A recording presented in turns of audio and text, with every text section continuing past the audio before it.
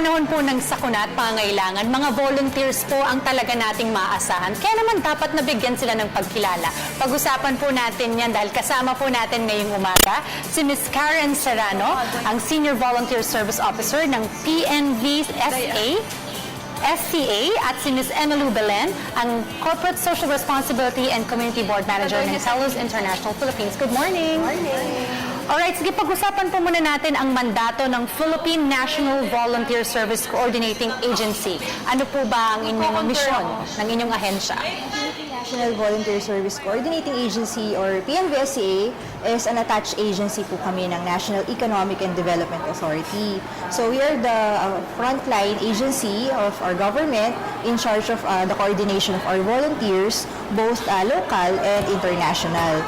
So we have our international partners such as JICA, COICA, GIZ, and Peace Corps also. And also sa local level naman natin, we organize volunteer organizations. Patungkol naman po sa pagbibigay pagkilala sa ating mga volunteers. Ngayon po ay inyong pangungunahan muli ang Search for Outstanding Volunteers. Ano po ba? Paano po ba ito mananominate? Paano mananalo? Yes, ang SOV natin, so it's a yearly search. It's part of our National Volunteer Month. So every year we celebrate the NVM, and part of it is we recognize and honor, of course, our outstanding volunteers. Kumbaga yung the best of the best natin, volunteers, both individual and organization level. So like Ms. Emilu, so we have different sectors volunteering and doing their volunteering activities as well. So we have individual, at the same time organization level. So binibigyan natin ng parangal yung mga volunteers natin kasi as we all know, syempre wala silang hinihingi kapalit when they do good things, kumbaga. So December is National Volunteer Month, and it is right to give recognition to our volunteers through the search for outstanding volunteers. Totoo, nakakahanga talaga sila kasi parang hindi naman, it's not their call of duty pero naandun sila in times of need. Ayan, speaking of that, syempre kwentuhan nyo naman kami, Ms. Emilu, ano ba ang inyong mga volunteer works na ginawa? Okay, sa amin po kasi ang Fellows International Philippines ay isang BPO, ITO company. So ang mga volunteers namin ay karamihan mga empleyado na agents na coming from graveyard shift, walang tulog, diretso yan, mag-volunteer work yan. For example, sa isang organisasyon na nag-aalaga ng mga street children, magtuturo ng football. Dahil ang sports ay nakakatulong sa disiplina ng mga bata, o kaya kagaya nung huling brigada eskwela, mahigit 2,000 kami na volunteers na pinintahan namin, nilinis namin ng isang school, ang Cayetano Arellano High School in Manila. 7 buildings yun. Lahat kami nandoon. At kasama namin, kahit yung mga boss namin galing ibang bansa, lahat nandoon. So, at maliban sa ganong kalaking activity, bawat buwan, almost twice a month, may mga volunteer activities kami na with mga orphanages or street kids na kada volunteer activity, we have as much as 50 volunteers. Walang tulog, mag-volunteer.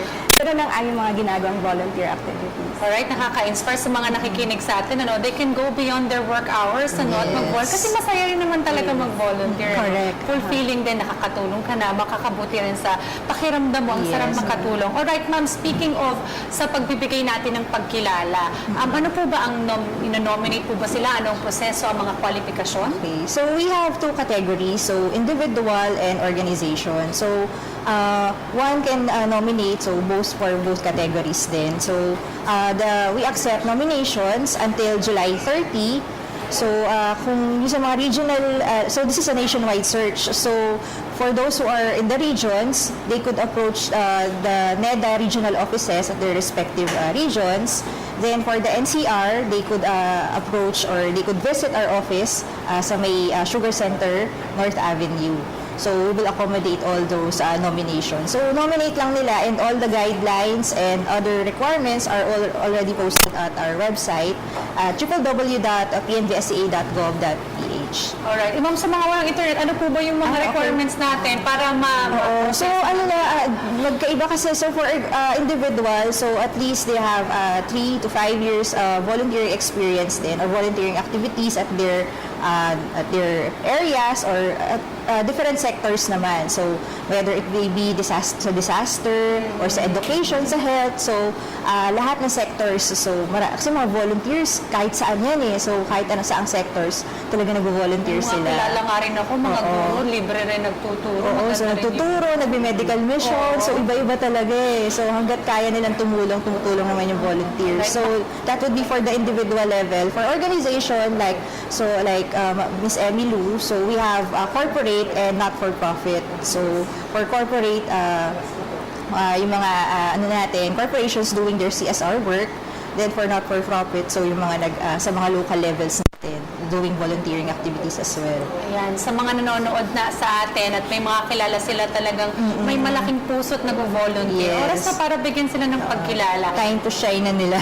Tanungin natin si Miss Emily, ano po ba ang kapalit ng pagiging isang volunteer?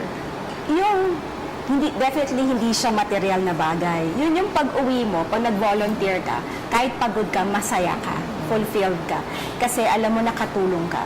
And consistent sa aming mga empleyado na nag-volunteer, pagpunta nila doon, akala nila sila yung may maibabahagi, may maituturo sa community, pero pag uwi nila, sabi na baliktad, kami may natutunan sa community. For example, mga batang may cancer, na mas energetic pa kaysa sa kanila. Sabi, sila din nila iniisip yung sakit nila, yung full of hope.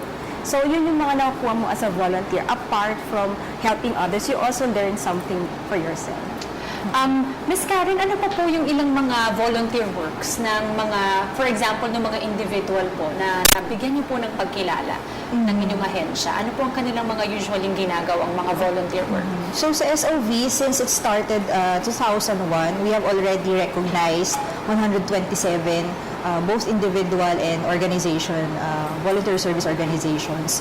So, kasi volunteers, they transcend from different sectors. So, meron sa health, so doing medical missions, our awardees, like last year, so this is from SOC Sergeant from Coronadal. So, umakit siya ng 14, almost 7 mountains, ganyan. So, talagang doing medical mission. So, that's for health. Then, other volunteers doing for education. So, yung mga brigada eskwela, like Ms. Evelu said. Then, also, yung mga disaster risk natin, we have youth organizations doing medical missions and yung mga nag-conduct ng mga basic first aid trainings. So, anything na pwedeng skills ng mga ng individual, they could share it to others. It really varies, different sectors. Yes. Paano bang screening process? Paano yung napipili yung mga dapat kilalanin? So, actually, yung sa SOV, we accommodate lahat naman ng entries. So, as long as they would, yung years of service nila in terms of volunteering, siguro that would matter. And at the same time, kung talagang meron silang outstanding contribution, not only to their area, their specific area, minsan, it also captures a nationwide audience. So, kung ganun kalawak yung contribution ng isang volunteer, talagang he or she is really worthy of being recognized by the government. Titingnan natin kung ano ba talaga ang impact, yung lakas ng impact nila.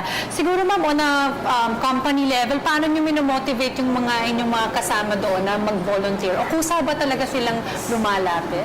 Kusa. Tapos, at the same time, we also present opportunities. Kami nag-create, for example, magkaplano kaming volunteer activity, nagtatawag kami ng volunteers. Pero pinaka-importante kasi sa isang kumpanya, nasa kultura nyo yung pag-volunteer. Kagaya na mula sa aming boss, presidente, mula Canada, darating yan dito para mag-volunteer. So yung mula sa leaders nyo, yung maingganyo sila mag-volunteer at sabi ko nasa kultura. So iyan talaga, hindi kami one time lang once a year all throughout the year yan. At napansin namin, kagandahan sa volunteering ay nakakapagpaganda siya ng tinatawag natin employee engagement.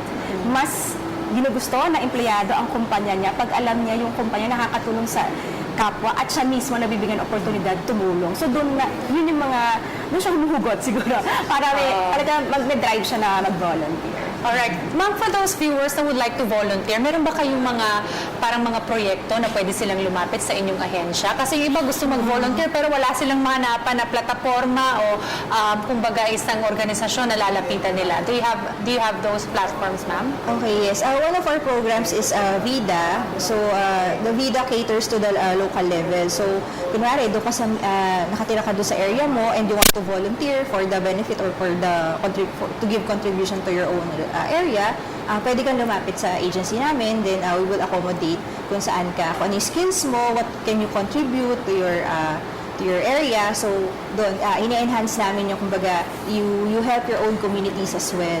So, at the international level naman, syempre we observe, kumbaga, international cooperation and, of course, kumbaga, knowledge sharing. So, the best practices that we have from other countries, from volunteers from Japan, Korea, so, dinadala din natin yan at a local level. So, sa mga probinsya natin, sa mga communities, sa mga LGUs. So, kumbaga, nag-integrate tayo ng best practices. So, not only at a local level, also from international. Alright, nakaka-inspire ang ating pag-uusap at sana na nagbigay inspirasyon din tayo sa ating mga manod na mag-volunteer sila kasi marami rin talagang nangangailangan ng tulong at may balik rin naman talaga sa atin. Right? Maraming salamat Ms. Karen Serrano and Ms. Emily Belen. Thank you.